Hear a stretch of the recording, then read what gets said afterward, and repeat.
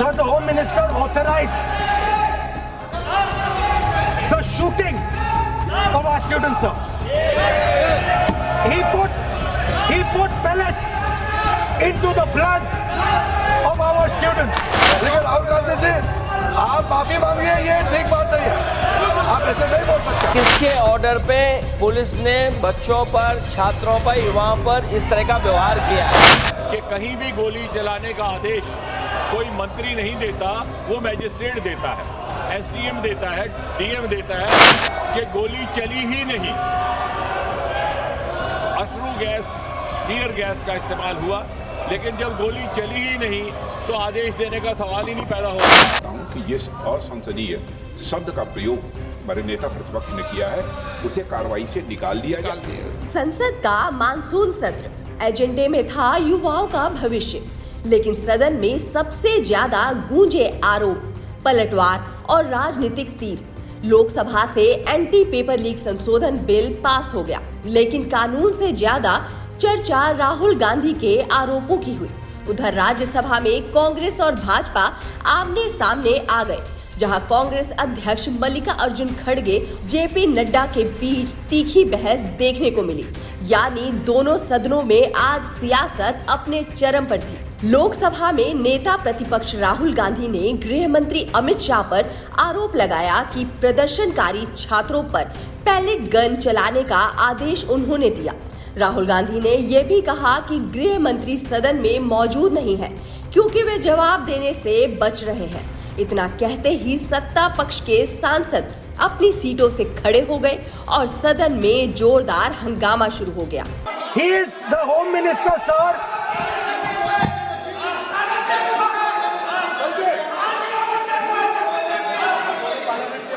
Sir बैठ जाओ। देखिए, आज होम मंत्रालय पे चर्चा नहीं हो रही। आज जिस विधेयक पर चर्चा माननीय मंत्री बैठे हैं, The Home Minister, sir, the Home Minister. No, आज होम मिनिस्टर पर चर्चा नहीं है। जिस विधेयक पर चर्चा है, विधेयक पे मंत्री बैठे हैं। यही व्यवस्था रहती है सदन के अंदर। Sir, the Home Minister.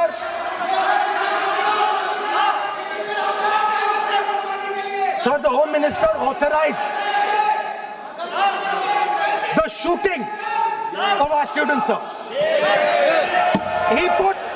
He put pellets into the blood of our students.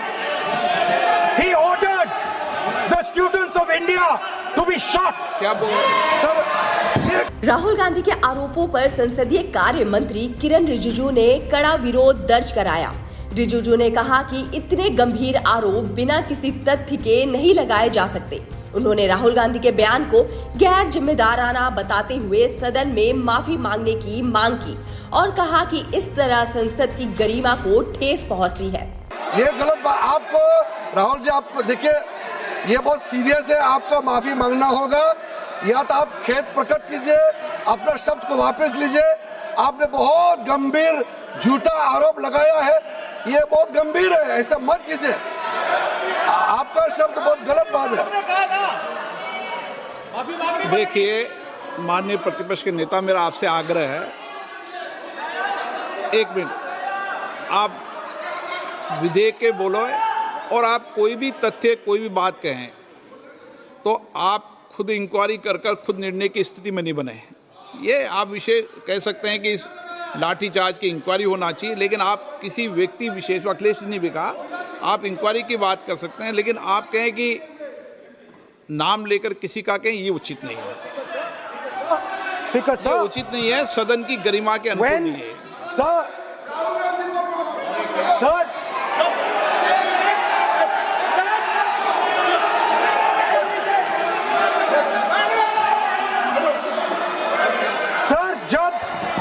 जब आतंकवादी को गोली मारी जाती है,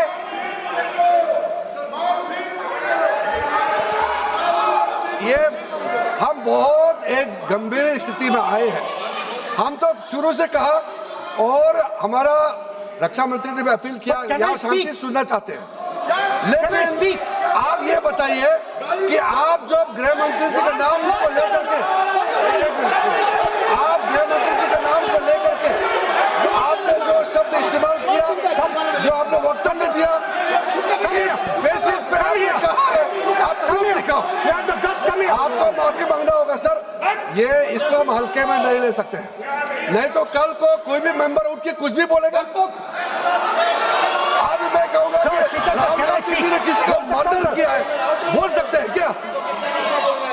विपक्ष ने भी सरकार पर हमला जारी रखा। समाजवादी पार्टी के अध्यक्ष अखिलेश यादव ने कहा कि अगर नेता प्रतिपक्ष ने इतना गंभीर आरोप लगाया है तो सरकार को साफ करना चाहिए कि प्रदर्शनकारियों पर हुई कार्यवाही आखिर किसके आदेश पर हुई। अध्यक्ष महोदय, नहीं अध्यक्ष महोदय, नहीं अध्यक्ष महोदय, अगर नेता प्रतिपक्ष ने कोई गंभीर आरोप लगाया सरकार पे, तो ये सरकार की जिम्मेदारी बनती है कि किसके ऑर्डर पे पुलिस ने बच्चों पर, छात्रों पर, युवाओं पर इस तरह का व्यवहार किया है। ये सही बात नहीं अध्यक्ष महोदय, ये अगर गृह मंत्री जी का नहीं है।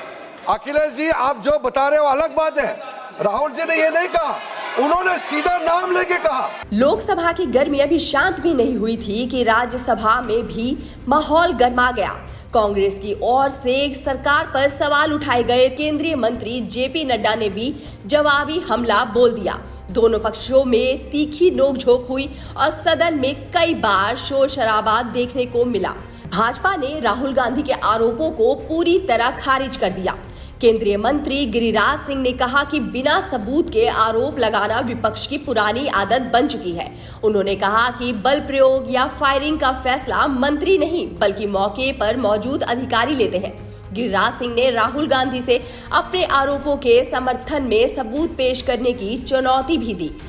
देखिए, मेरा मानना है कि राहुल गांधी 1 बजे से बोलना शुरू किए, घंटों भर और संसदीय बात कहते रहे, कहानी किस्सा उलझाते रहे और लोगों को गालियां देते रहे, घुमा फिरा, कभी इडियट, कभी कुछ और तो और आरोप लगाते रहे, कभी संघ पे, कभी इस पर, कभी उस पर, लगाते लगाते अंत में उन्होंने आरोप लगाया कि गृह मंत्री के आदेश पर फायरिंग हुआ। हम लोगों ने कहा कि राहुल गांधी तथ्यहीन बातों को न रखे। किरण रिजिजू ने कहा अगर आपके पास कोई सबूत है तो सबूत दें और नहीं तो माफी मांगे। राजनाथ जी खड़े हुए बीच में बोलने के लिए, उन पर भी गुस्सा कर गए। तो ये पता नहीं, ये कांग्रेस पार्टी का दफ्तर नहीं है राहुल जी, ये सोनिया जी का घर नहीं है। अगर आपको गलतफहमी है कि आप गांधी परिवार में पैदा लिए हैं, आइए नरेंद्र मोदी चाय बेचने वाला कैसे प्राइम मिनिस्टर बन गया? जनता की कोख से पैदा लेता है प्राइम मिनिस्टर, कोई रानी के कोख से पैदा नहीं लेता। और किस अहंकार में रहते हैं? ये माफी मांगना होगा, नहीं तो तथ्य देना होगा, सबूत। सरकार ने सदन में ये भी कहा कि पेपर लीक के खिलाफ लगातार कार्रवाई की जा रही है। पिछले 2 वर्षों में ऐसे मामलों में 52 एफआईआर दर्ज की गई है और एंटी पेपर लीक संशोधन कानून का मकसद युवाओं के भविष्य के साथ खिलवाड़ करने वालों पर और भी सख्त कार्रवाई करना है। यानी संसद में आज 2 तस्वीरें देखने को मिली। एक तरफ युवाओं के भविष्य से जुड़े कानून पास हुआ तो दूसरी तरफ आरोपों और राजनीतिक टकराव ने पूरे दिन की कार्यवाही पर अपनी छाप छोड़ दी। लोकसभा में राहुल गांधी के आरोपों पर सत्ता पक्ष का पलटवार और राज्यसभा में कांग्रेस बनाम जेपी नड्डा की तीखी बहस। अब इन दोनों सदनों की गूंज संसद से निकलकर सियासत के मैदान तक पहुंच चुकी है कि यदि कोई व्यक्ति या माननीय सदस्य अपने आप को भी इडियट समझे तो वो नहीं कह सकता, सदन के बाहर जाकर के कह सकता है, उसमें नहीं कह सकता। मुझे हैरत है कि नेता प्रतिपक्ष जिनका एक रुतबा रहता है, उनको ये बेसिक पार्लियामेंट्री नॉर्म्स की जानकारी नहीं, और इसलिए जब वो कहते हैं कि मैं किसी व्यक्ति विशेष के बारे में ये शब्द इस्तेमाल नहीं कर रहा, तो कई बार ये शंका होती है कि क्या वो छात्रों के लिए कर रहे हैं। और अगर ये बच्चे जो हमारा भविष्य भी है, हिंदुस्तान का मुस्तकबिल भी और विकसित भारत के उज्जवल नागरिक भी, यानी उनको अगर इडियट कहा जाए तो इससे और ज्यादा दुर्भाग्यपूर्ण कुछ नहीं।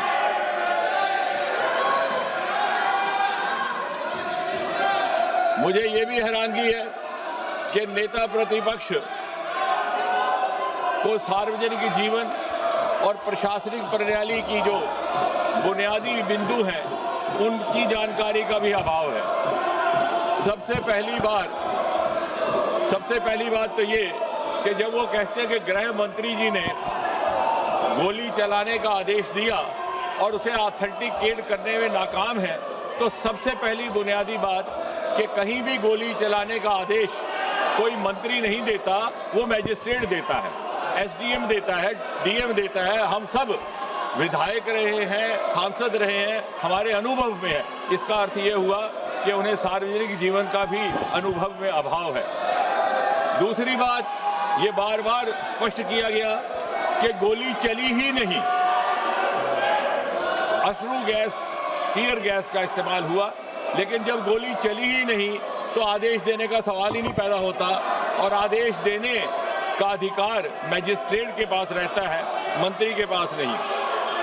फिर इन्होंने ये कहा कि गृह मंत्री जी के साथ 30 गाड़ियों का 30 व्हीकल्स कैवलकेड, शायद इनको गिनती करने में भी दिक्कत है। इन्होंने शायद वो कैवलकेड देखा ही नहीं कि 30 गाड़ियां कभी भी गृह मंत्री जी के साथ नहीं चलती। फिर उन्होंने ये भी कहा कि गृह मंत्री जी विदेश गए हुए थे। हम में से किसी की जानकारी में ऐसा नहीं, कहीं कोई प्रमाण नहीं, क्योंकि विदेश जाने का सवाल ही नहीं। गृह मंत्री जी कभी भी विदेश नहीं गए। तो यानी तथ्यों के बिना, सत्य के बिना गैर जिम्मेवारी से इस सदन में बात कह देना और फिर कह करके निकल जाना, यह किसी जिम्मेवार नेता और विशेषकर नेता प्रतिपक्ष का व्यवहार हो ही नहीं सकता।